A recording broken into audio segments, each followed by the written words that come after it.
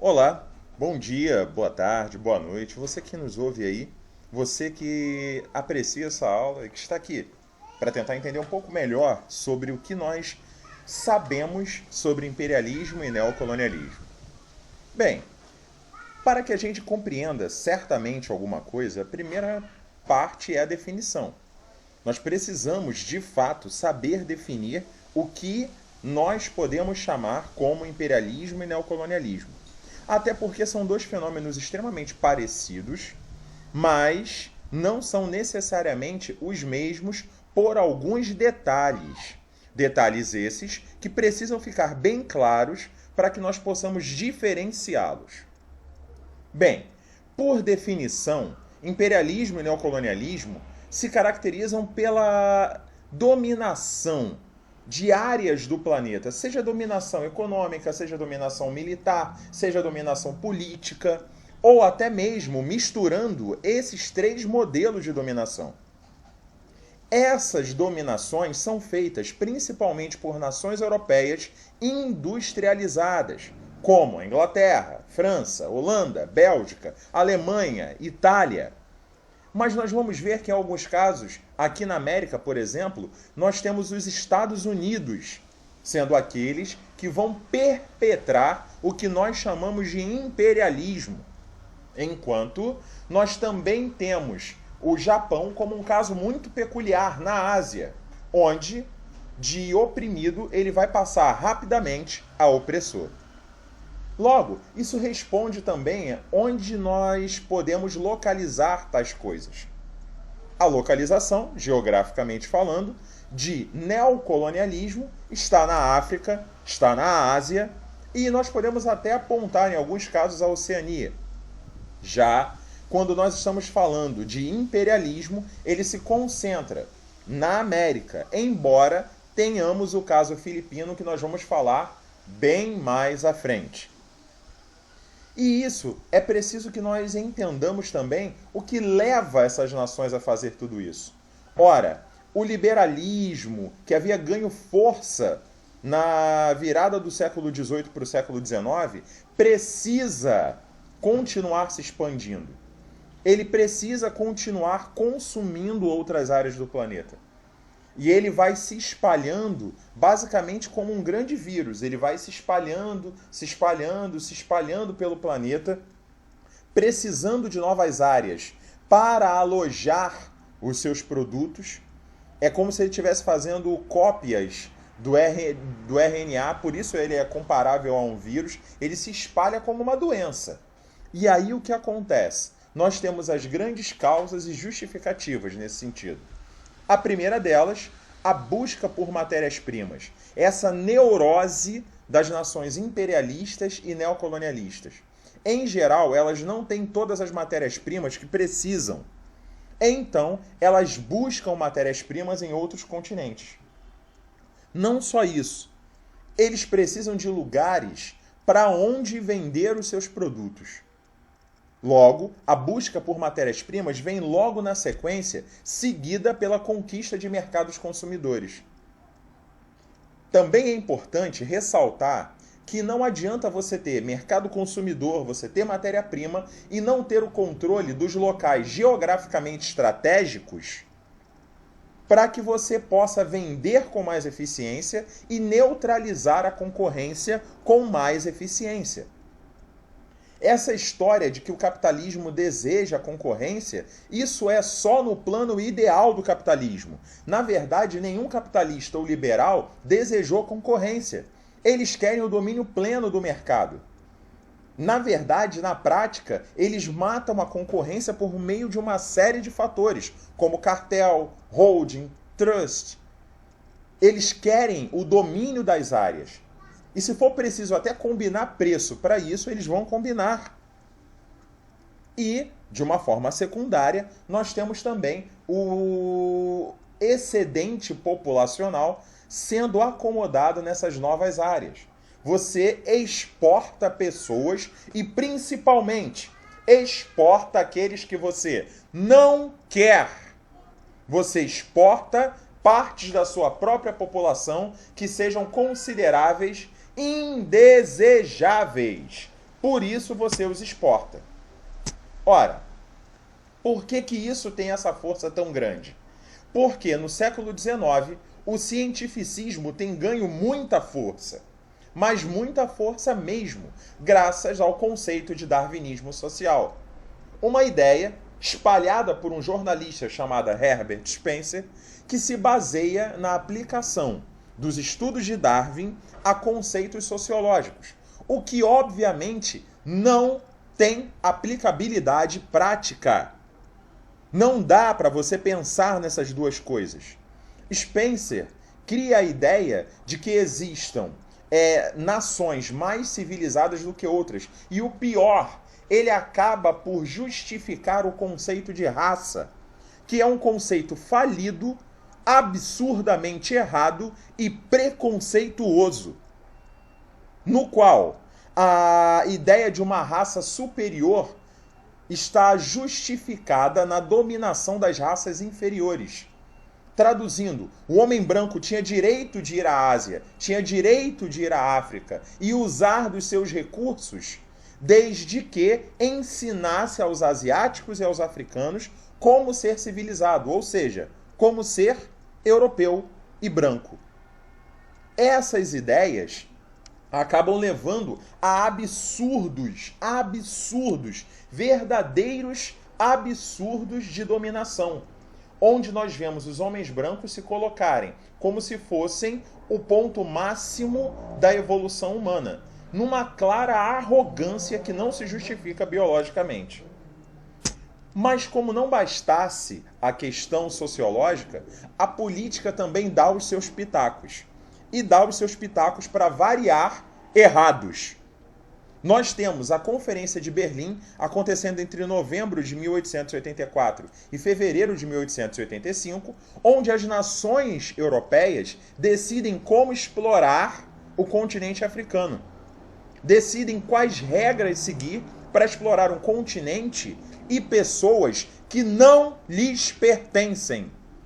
Tudo isso porque a Alemanha nasceu tarde, mas nasceu grande e queria rever as formas de dominação que já haviam sido colocadas ali.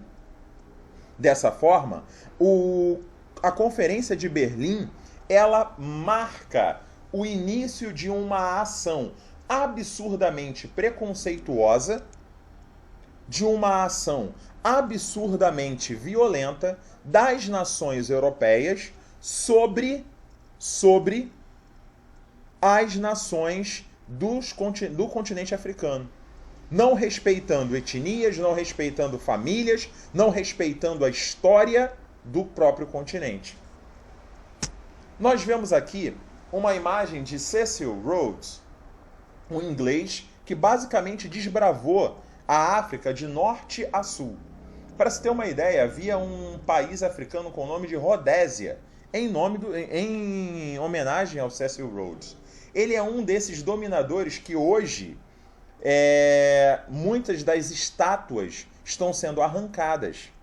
Muitas das estátuas estão sendo retiradas por representarem uma violência, por representarem uma falsa sensação de superioridade, por representarem uma falha no caráter e na formação dessas nações, que por dinheiro, por poder, por recursos, humilharam, escravizaram, violentaram outras nações menos desenvolvidas belicamente. Bem, dessa maneira nós podemos entender um pouco o que é a ideia de colonialismo e neocolonialismo, para que nós possamos fazer uma diferença clara. O colonialismo acontece entre os séculos XV e XVIII na América, e o neocolonialismo acontece no século XIX na África e na Ásia. O patrocínio do colonialismo é feito pelo mercantilismo estatal. São as nações mercantis ou as nações mercantilistas europeias, formadas e fortalecidas lá a partir do século XV, como Portugal, Espanha. Não que eles tenham se formado ali, mas já estavam fortes o suficiente, que acabaram fazendo esse processo colonial. Enquanto o processo neocolonial, ele não é feito necessariamente por nações, mas por empresas, como podemos ver com a Inglaterra, onde o rei reina, mas não governa. O rei reina, mas não governa. E ao reinar, mas não governar, ele tem burgueses no parlamento que direcionam a política desse país. Logo, eles primeiro entram nas nações menos desenvolvidas com empresas e contratos, e quando essas empresas e contratos destroem o modo de vida local, eles impõem uma dominação militar através do Estado. Ora, isso tudo gerou no colonialismo um monopólio comercial. As nações não podiam negociar com outras que não fossem as suas metrópoles, ou melhor, as colônias não podiam negociar com qualquer nação que não fosse sua metrópole, enquanto nós temos, com o neocolonialismo e os conceitos liberais, a ideia de exportação de capitais, ou seja, de fazer o dinheiro girar para que ele pudesse cada vez mais render. A justificativa ideológica do colonialismo é a fé cristã, expandir a fé cristã, enquanto a justificativa ideológica do neocolonialismo, como desde o processo iluminista as igrejas estão mais enfraquecidas, é o conceito de missão civilizadora. Eles vivem de modo errado, precisamos ensinar a viver de modo certo. Nós temos o capitalismo comercial como uma consequência do colonialismo, porque depois disso, depois do século XVIII, nós vemos o nascimento do iluminismo e, quando estamos falando do neocolonialismo, temos o surgimento do capitalismo monopolista financeiro, ou seja, os grandes conglomerados de bancos e empresas tomando conta da política e tomando conta também de tudo aquilo que significava o poder econômico de cada nação. Aqui, então, nós vamos poder ver como a África ficou dividida. Também tem os segmentos pelas cores para ver quem dominava cada lugar.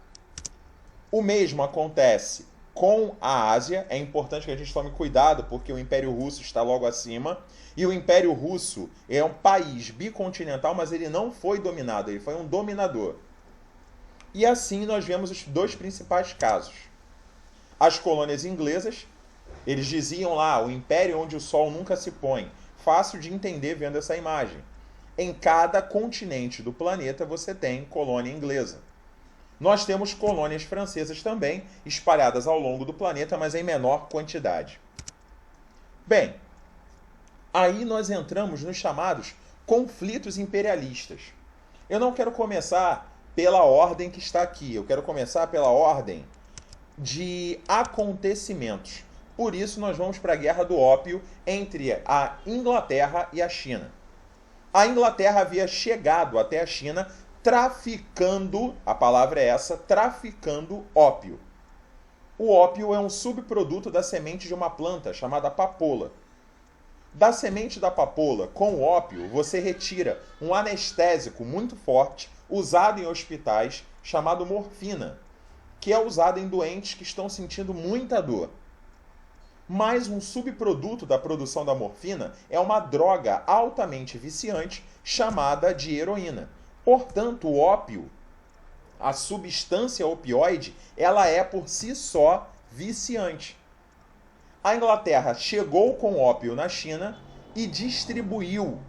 Depois passou a vender ópio, viciando boa parte da população chinesa naquela droga.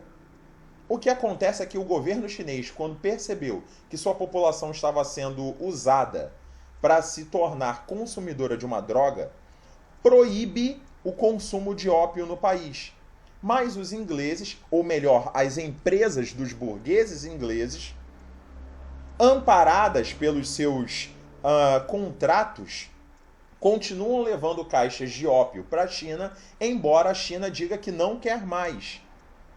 Quando eles não obedecem ao governo chinês, o governo chinês usa da sua autoridade e joga o ópio ao mar. Então, essas empresas inglesas têm a desculpa que queriam para colocar o Estado inglês em ação.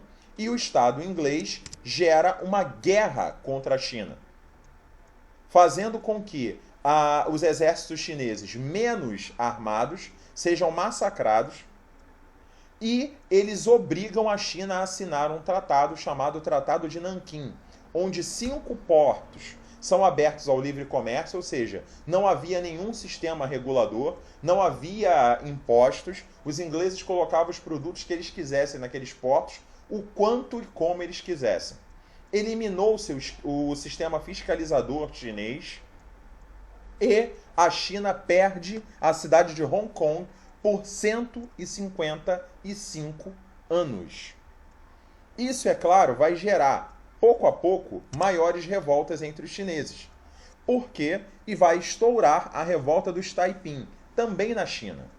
E mais uma vez a China vai ser vítima da covardia e violência, tanto de nações ocidentais na América, como os Estados Unidos, quanto da Inglaterra, França e Rússia, que estavam na Europa. Eles vão se juntar em uma coligação e atacar violentamente a China, ampliando a dominação estrangeira e forçando a abertura do comércio para mais portos, fazendo a China se tornar, então, uma área de, basicamente, exploração de nações estrangeiras. Como se isso já não fosse o suficiente, a coisa ainda piora, porque em 1900 nós temos a Guerra dos Boxers. A China já não tinha mais como reagir militarmente, então ela passa a reagir com milícias, os chamados Boxers.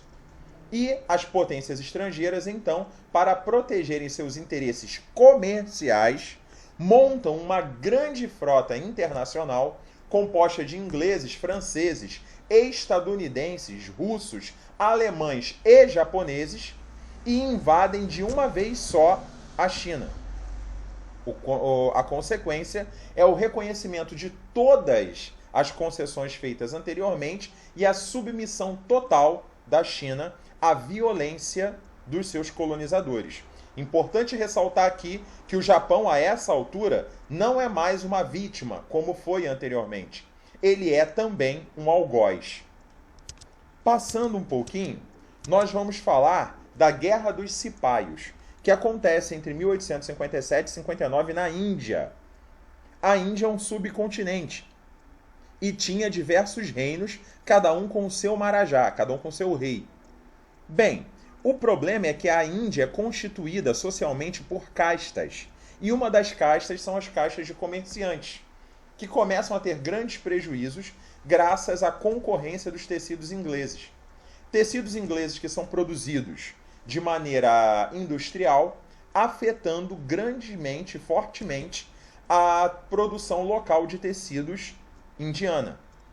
Isso faz com que a Índia, de alguma forma, reaja à Inglaterra e a Inglaterra envie novamente as suas armas, os seus navios, o seu poder bélico para destruir a resistência indiana e transformar a Índia em uma colônia.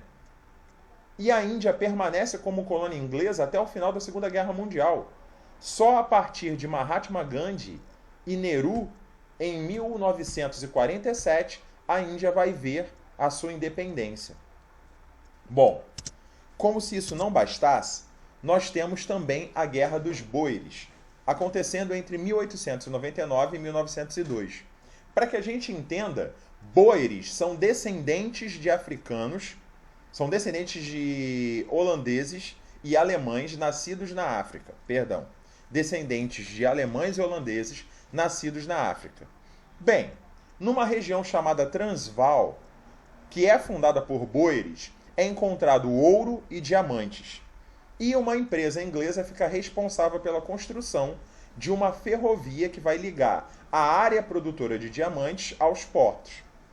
A Inglaterra fica interessada nas áreas produtoras de diamantes e começa então a pressionar os boeres pela extração dos produtos, o que os boeres não aceitam, gerando uma guerra entre eles e essa guerra acaba com a vitória inglesa, que toma as regiões, fica com as áreas produtoras de ouro e diamantes e domina toda a África do Sul para seu benefício. Traduzindo, nós vamos ver que basicamente em todas as questões coloniais, a Inglaterra está envolvida. Em todas as questões coloniais. Porém, não só de Inglaterra vive o neocolonialismo. Como eu falei para vocês, os japoneses passaram de vítimas a algozes. E isso se dá na transição do período Tokugawa para a era Meiji. Por favor, não cometam um erro clássico que muita gente comete de chamar o período Tokugawa no Japão de período feudal. Feudalismo só existiu na Europa. Feudalismo só existiu na Europa. Feudalismo só existiu na Europa. Não é porque havia uma aristocracia rural no Japão que nós podemos chamá-los de senhores feudais. É completamente diferente. O imperador japonês no período Tokugawa tinha um poder simbólico. Quem comandava politicamente o país era o shogun. O shogunato da família Tokugawa dominou o Japão durante muitos anos. E havia divisão de terras, cujos donos de terras, os daimyos, tinham as suas próprias milícias particulares que serviam como forças policiais, os samurais. Ou seja, o samurai era uma espécie de força policial do daimyo. Para quem quiser entender melhor esse processo, eu recomendo que vocês vejam O Último Samurai, aquele filme que tem o Tom Cruise. Se vocês forem ver, o Katsumoto, que é o personagem que salva ele, é um daimyo, ele é o dono de terra.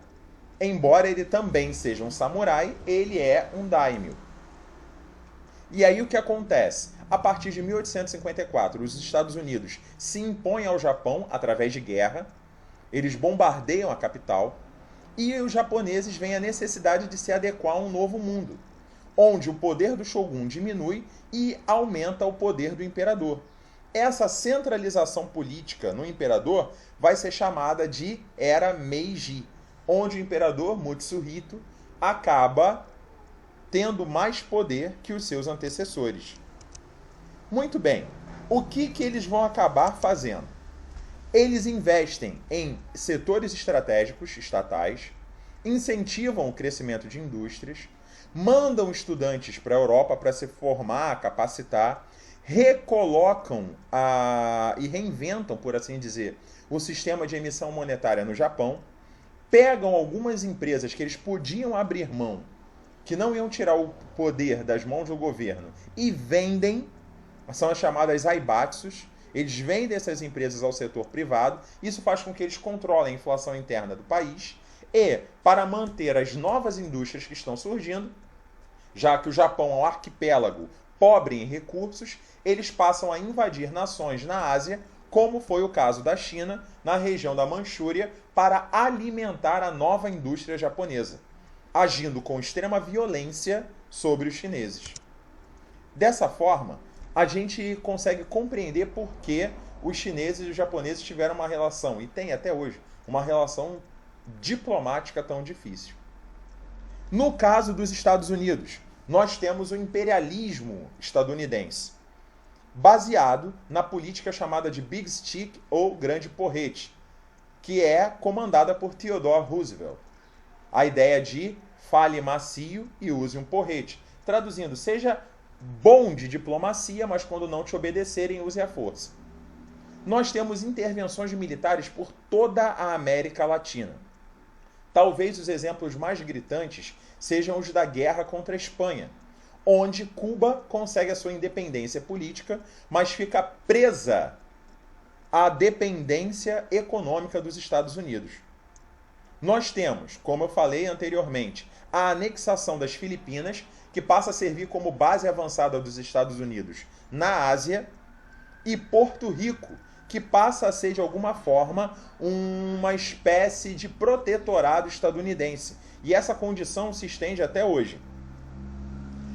No caso de Cuba, que alcança a sua independência, ela passa a ser tão dependente dos Estados Unidos, mas tão dependente dos Estados Unidos, que ela precisa, de todo modo, de qualquer auxílio, o que faz com que o senador republicano de mesmo nome, Platt, consiga impor à Constituição cubana, ou seja, ao conjunto de leis cubanas, uma emenda constitucional com seu próprio nome, a emenda Platt, que dá direito aos Estados Unidos de intervirem até militarmente em Cuba, sempre que Cuba tiver uma decisão que os Estados Unidos não concordem.